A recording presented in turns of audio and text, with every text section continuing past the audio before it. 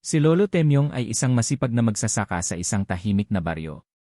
Matagal na silang nagsasama ng kanyang mahal na asawa, si Lola Nena. Ngunit isang araw, matapos ang ilang taon ng masaya nilang pagsasama, kinuha na ng Diyos si Lola Nena dahil sa matinding sakit. Lubos na nalungkot si Lolo Temyong at tila nawala ng sigla sa buhay. Hindi na siya kasing aktibo sa kanyang bukid, at madalas siyang makitang nagmumuni-muni habang nakaupo sa ilalim ng malaking puno ng mangga na dati nilang paboritong puntahan. Lumipas ang mga taon at unti-unting bumalik ang ngiti ni Lolo Temyong.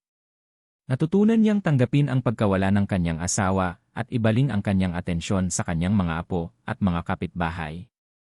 Marami sa kanila ang lumalapit kay Lolo Temyong para humingi ng payo sa buhay dahil kilala siya bilang isang taong puno ng karanasan at karunungan.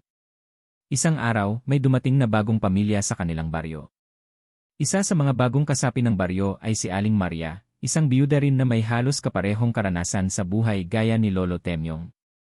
Nagkataong sila ay nagkatagpo sa palengke, at sa bawat pagkakataong nagkakasalubong sila, tila may kakaibang saya na nabubuo sa kanilang mga puso. Nagdaan ang mga buwan, at napansin ng mga tao sa baryo na palaging magkasama sina Lolo Temyong at Aling Maria. Sila'y nakikitang magkasamang namamasyal sa palengke, nagkukwentuhan sa ilalim ng punong mangga, at minsan ay magkasamang nagtatanim sa bukid.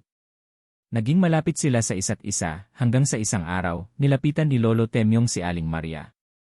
Maria, sabi ni Lolo Temyong, matagal na akong nabubuhay mag-isa, at sa mga taon na lumipas, akala ko ay sapat na ang mga alaala ni Nena para sa akin.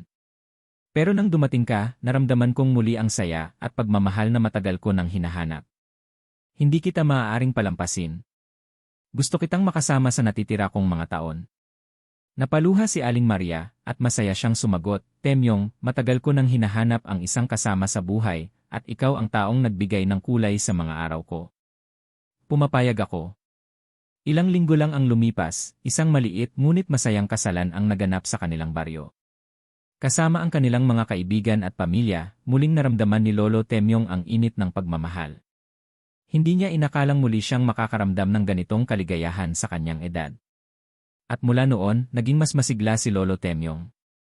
Nagtatanim muli sa bukid, kasama si Aling Maria, at sabay nilang inaalagaan ang kanilang mga apo't kapwa. Sa bawat araw na dumaraan, pinasasalamatan nila ang isa't isa sa pagkakataong ibinigay sa kanila ng buhay na muling magmahal. At sa huli, natutunan ni Lolo Temyong na ang buhay, gaano man kalungkot, ay laging may pag-asa para sa bagong simula.